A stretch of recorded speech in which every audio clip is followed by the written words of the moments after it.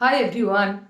Today we will discuss introduction of carbon and its compounds. Hydrocarbons and their derivatives are called organic compounds, whereas oxides of carbon, carbonates, bicarbonates, carbides and compounds of other elements are called inorganic compounds. So you have to know basic differences between organic and inorganic compounds. Organic compounds are of low melting points and boiling points, whereas inorganic compounds have comparatively high melting points and boiling points. Organic compounds are inflammable, so they are used as fuel, whereas inorganic compounds are not inflammable.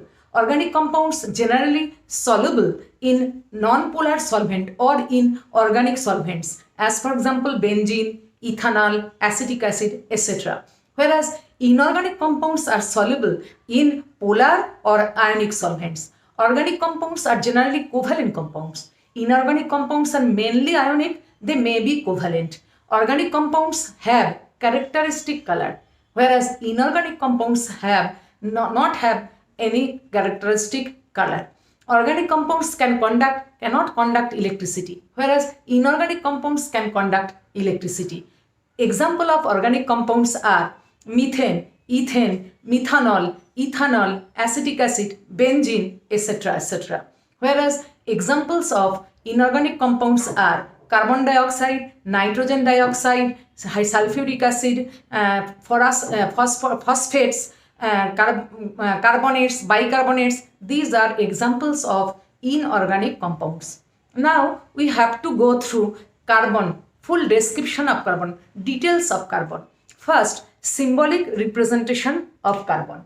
Carbon symbol of carbon is C, and symbolic representation of carbon is C as superscript 12 and subscript 6. Superscript 12 is equal to mass number, which is equal to number of proton plus number of neutron. Subscript is equal to atomic number, which is equal to number of protons. As a whole, atoms are neutral, so number of protons is equal to number of electrons also, and number of neutrons is equal to at mass number minus atomic number, that is 12 minus 6, that is 6. So in C12 number of protons is equal to number of electrons is equal to number of neutrons. Carbon is having another atomic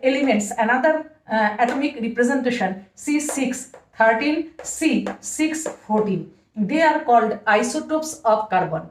So what are isotopes? Atoms having same atomic number but different mass numbers are called isotopes to each other. So carbon is having 3 isotopes. Now regarding allotropes, what carbon also show allotropy. What is allotropy? Allotropy is the phenomena due to which one element can exist in 2 or more different physical form due to different physical structure.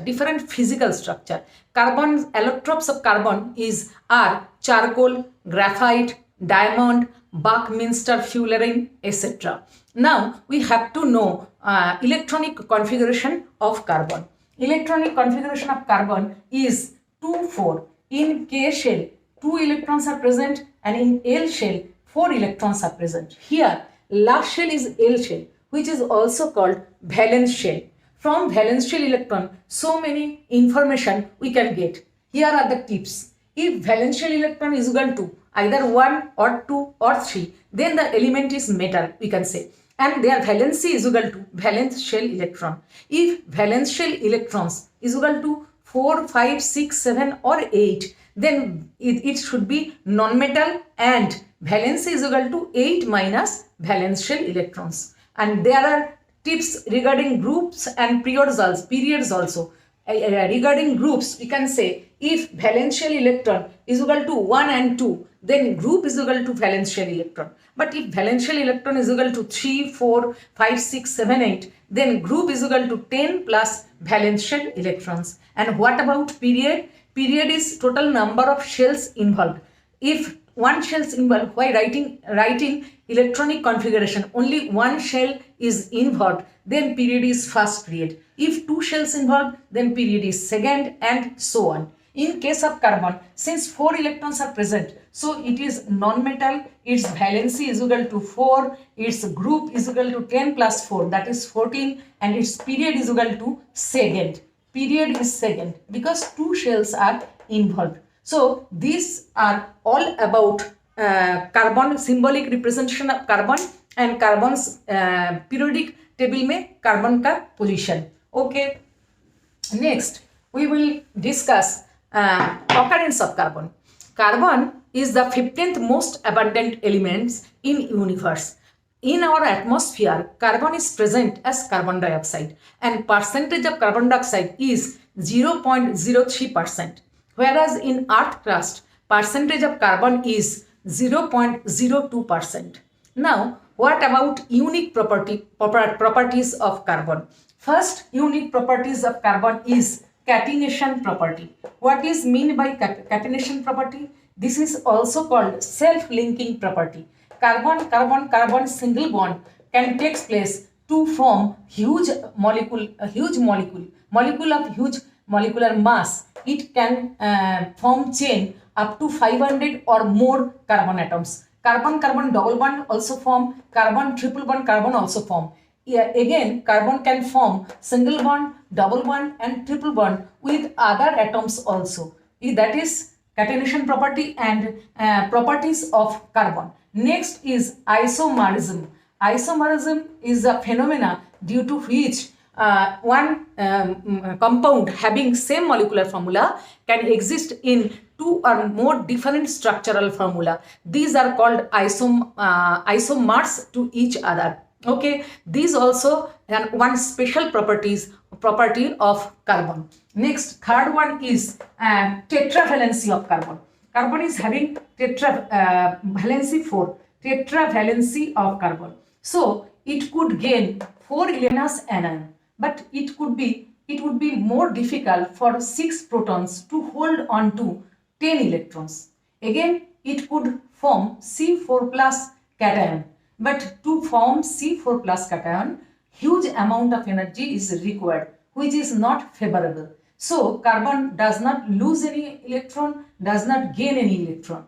Rather, it shares electrons to form covalent compounds. As for example, methane. In case of methane, CH4 is the formula. One carbon is shared 1 electron each with 4 hydrogen atoms. Hydrogen atoms is having 1 electron in its valence shell, whereas carbon atom is having 4 electrons in its valence shell. So a hydrogen after sharing 1 electron attains duplet configuration, whereas carbon after sharing 4 electrons attains octet configuration. Thus methane molecule is formed. Fourth point is size. That is size, very small size of carbon is responsible to form very stable compounds of hydrocarbons. It may be branch chain, it may be straight chain, ring chain. So many type of compounds are possible and which are stable enough. Now we will discuss covalent bond formation in certain molecules. Oxygen molecule, methanol, carbon dioxide and sulfur molecules. In case of oxygen molecules, since it is diatomic, so 2 oxygen take part in covalent bond formation. Oxygen having 6 outermost shell electrons, but valency of oxygen is 2. So each atom shares 2 electrons at a time to form double covalent bond. Other electrons which do not take part in chemical bond formation are called lone pairs. So in oxygen molecule, 2 bond pair and 4 lone pairs are present. In case of methanol, carbon is having 4 valence shell electron, hydrogen is having 1 valence shell electron and oxygen is having 6 valence shell electrons. So each hydrogen atom shares 1 electron to attain duplet configuration. Here also with oxygen it shares 1 electron to attain duplet configuration. Oxygen is having valency 2, so it shares 1 electron each, one with hydrogen atom, another with carbon atom to attain octet configuration. Carbon also does attain octet configuration. So structural formula of methanol is this, where 1, 2, 3, 4, 5 bond pairs and 2 lone pairs are present. Now in case of carbon dioxide, carbon is having 4 valential electron and oxygen is having 6 valential electrons. But valency of oxygen is 2 and valency of carbon is 4. So carbon and oxygen forms double covalent bond here also with this oxygen and with this oxygen also. And remaining electrons remain as lone pair since they do not take part in chemical bond formation. So structural formula of carbon dioxide is this, where 4 bond pairs and 4 lone pairs are present. In case of sulfur molecule, 8 sulfur atoms arrange themselves in the form of regular octagon. Sulfur is having 6 outermost shell electrons, but valency is 2. So each sulfur atom linked with other 2 sulfur atoms to attain their octet configuration. But 2 pairs of electron remain as lone pair since they do not take part in chemical bond formation. So in acid molecule, total 8 bond pairs and 16 lone pairs are present. So this is the Lewis dot structure of acid molecules. Now we should differentiate between saturated and unsaturated compound. First we have to know what is meant by saturated compound and what is meant by unsaturated compound. Saturated compounds are single bonded hydrocarbons and unsaturated compounds are either double bonded hydrocarbons or triple bonded hydrocarbons. So general formula of saturated compounds are CnH2n plus 2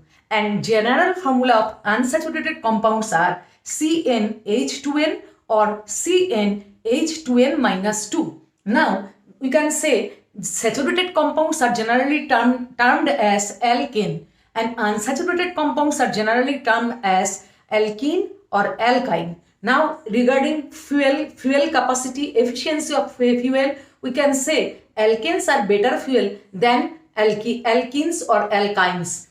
Why? Because alkanes are having more percentage of hydrogen present in it than alkenes and alkynes. Next, we can say saturated compounds burn with clean blue flame, whereas unsaturated compounds burn with yellow sooty flame. Since it is a good fuel and it is a better fuel, so obviously it will give blue flame and it will give yellow sooty flame. Now we can say saturated compounds undergo substitution reaction, whereas unsaturated compounds undergo addition reaction. Next, examples of saturated compounds are methane, ethane, propane, butane, etc. And examples of unsaturated hydrocarbons are ethine, ethene, benzene, cyclohexene, etc. Now we should go through straight chain, branch chain and ring chain to describe what are straight chain, what are branch chain or branches and what are ring chain. I had shown you skeleton of C5H12. C5H12 can be linked in this way or in this way or in this way. Here a carbon-carbon long chain is there present, so it is called straight chain. Here 4 carbon atoms are in a straight chain and 1 carbon atom is present as branching, as a side chain. So this is called branches. Similarly here 3 carbon atoms are present in straight chain and 2 other carbon atoms are present as branch, as side chain. So these 2 are called branches and this is called straight chain. These 3, however, called structural isomers to each other since they are having same molecular formula but different structural formula. Now we should show structural formula of C6H12. These type of compounds where carbon atoms are linked in the form of a ring are called ring chain compounds. So cyclohexane is a ring chain compound.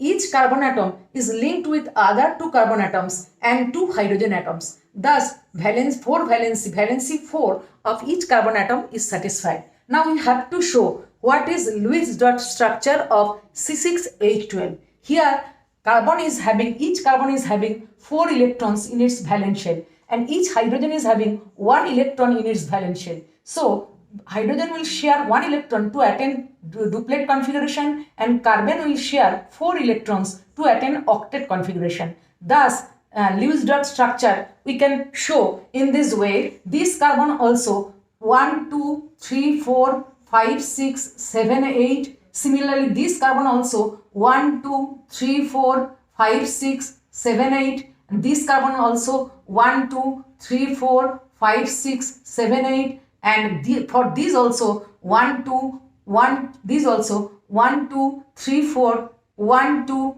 3, 4, 5, 6, 7, 8, and so on. Here also we can show 1, 2, 3, 4, 5, 6, and 7, 8. So it is Lewis dot structure of cyclohexane. For the remaining part of this chapter, please watch next video. Till then, bye bye.